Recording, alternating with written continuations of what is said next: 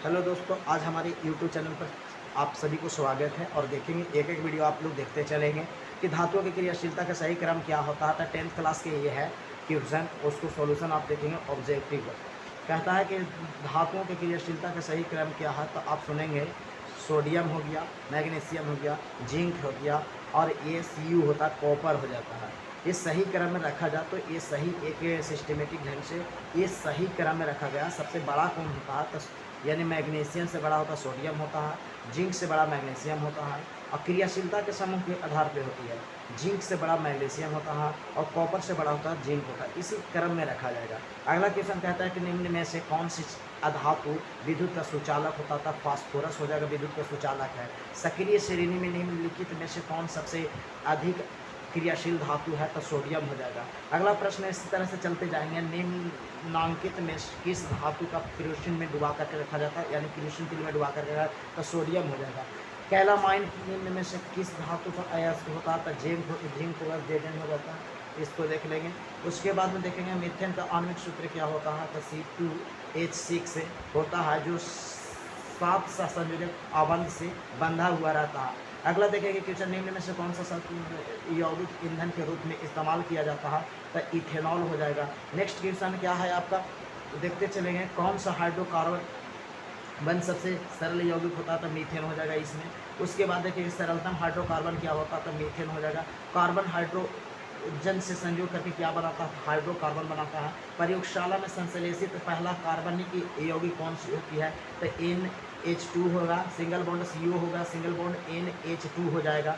अगला क्वेश्चन देखेंगे, सल्फ्यूरिक अम्ल का आणविक सूत्र क्या होता है? C2H4 होता है। कार्बनिक किसिल एसिड समूह में कौन सी होती है? सिंगल बॉन्ड COOH हो जाएगा। आपके इस थिलीन में कार्बन के बीच दो आबंध मौजूद होते हैं, जिसको नाम क्या होता है?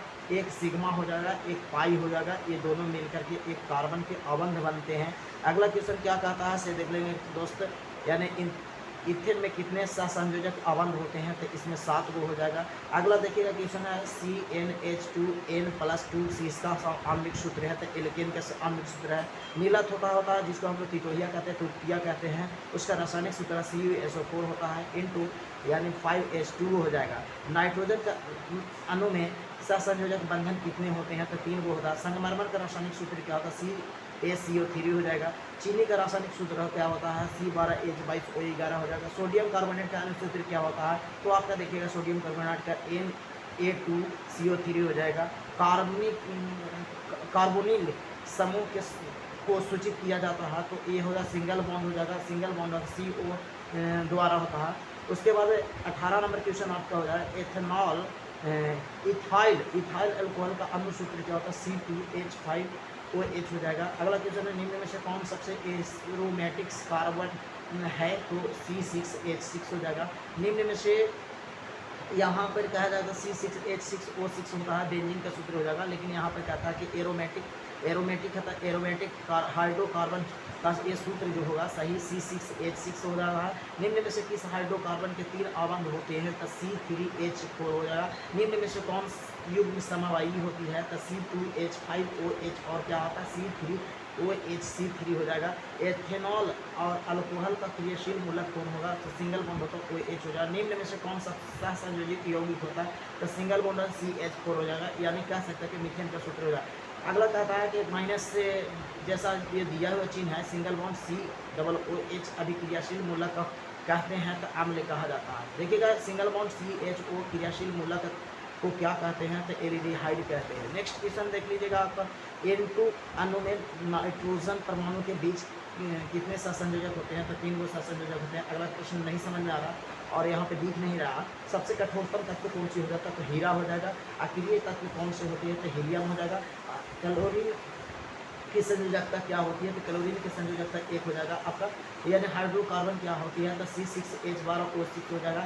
यानी सिंगल बॉन्ड OH का क्रियाशील मूलक कौन होगा? अल्कोहल हो जाएगा। एथेनॉल का सांद्र H2SO4 के साथ गर्म करने पर निम्न में से कौन सी गैस बनती है? तो C2H6 हो गया। जैव गैस में मुख्य अवयव होते हैं? तो मीथेन का अवयव होते हैं। विरंजक चूर्ण का रासायनिक सूत्र क्या होता है? CaOHCl2 होता है। एल्कीनो का सामान्य सूत्र का तो CnH2n हो जाता है। एल्फेनॉल का सूत्र ये भी दिया ही बाबू, यानी क्या कहते हैं एथेनॉल के ऑक्सीकरण से प्राप्त होती है, एथेनॉइक अम्ल होता है। फिर संतृप्त हाइड्रोकार्बन की श्रेणी के सबसे सदस्यों को कहा जाता है कि एल्केन कहा जाता है। प्रोपेन का क्रियाशील मूलक कौन होता है? तो देखिए सिंगल बॉन्ड और सी इक्वल टू 0 हो जाएगा। एथिनिल एक ओलिफिन है। एथिलीन क्या है? एक ओलिफिन है। ग्लूकोज में कार्बन के कितने अणु होते हैं? बस 6 अणु होते हैं। ग्लूकोज का विखंडन पायरुवेट में होता है या परकर में संपन्न होती है? तो ये परकर होती है, माइटोकॉन्ड्रिया में संपन्न होती है। कार्बोक्सिल अम्ल में उपस्थित अभिक्रियाशील समूह को क्या कहते हैं? तो सिंगल बॉन्ड सी डबल को एच होती है। उसके बाद में Al4 3 के जल अपघटन में निम्न में से कौन सी होती है? तो मेथेन होता है। ग्लूकोज के एक अणु में ऑक्सीजन के कितने परमाणु होते हैं? तो 6 परमाणु होते हैं। कौन सा कार्बन यौगिक सबसे यानी अधिक अभिक्रियाशील होते? C2H4 हो जाता है। C6H6 का आणविक द्रव्यमान कितना होता है? तो इसका आणविक द्रव्यमान आप कहे जाए तो आणविक द्रव्यमान 78 हो जाएगा। इसको निकाल सकते हैं। यह पेंटेन C5H12 में कितने संरचना सामान्य संभव होती हैं? तो इसका आंसर हो जाएगा 3 होता है। मिथेनॉल क्लोरोमीथेन का सूत्र क्या होता है? C3HCl होता है। निम्न में से कौन सा विजातीय पदार्थ होती है? तो नमक विजातीय पदार्थ होती है। इसमें चूना पत्थर हो गया, खड़िया हो गया, संगमरमर हो गया, नमक ये विजातीय पदार्थ, इसमें से एक नमक ही हो जाएगा।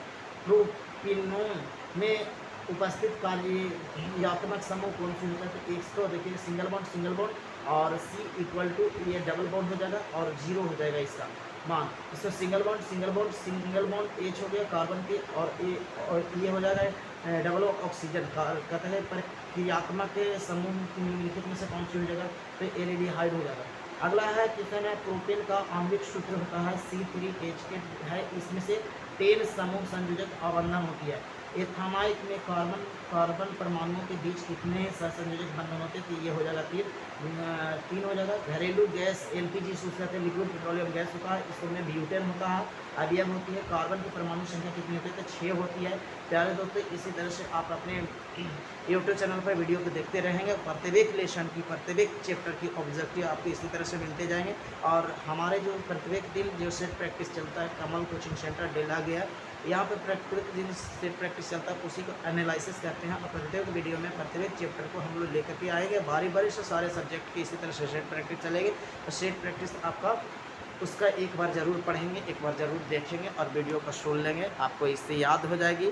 आपको इस वीडियो इस माध्यम से बनाया गया है कि एक बार इसको अपने आवाज़ में सुनेंगे तो आपको बहुत अच्छा रहेगा कि बार बार किसी चीज़ को कोशिश करने से ज़्यादा याद हो जाती हैं और ये कभी एग्ज़ाम में भूलेंगे नहीं। क्योंकि देखिएगा दोस्तों, इसमें अधिक से अधिक वीडियो इसलिए बनाया गया कि सबसे ज़्यादा ये क्वेश्चन पूछा गया है। यहाँ पे क्वेश्चन लिखा हुआ है कि 2012 में एनुअल में पूछा गया, 2022 में एनुअल में पूछा गया, सेकेंड यह लिखा हुआ सेकेंड सेटिंग में पूछा गया। यहाँ पे देखिए लिखा हुआ है कि 2023 है, यानी 23 मतलब समझिए 2023 के एनुअल में पूछा गया है और फर्स्ट सिटिंग में पूछा गया।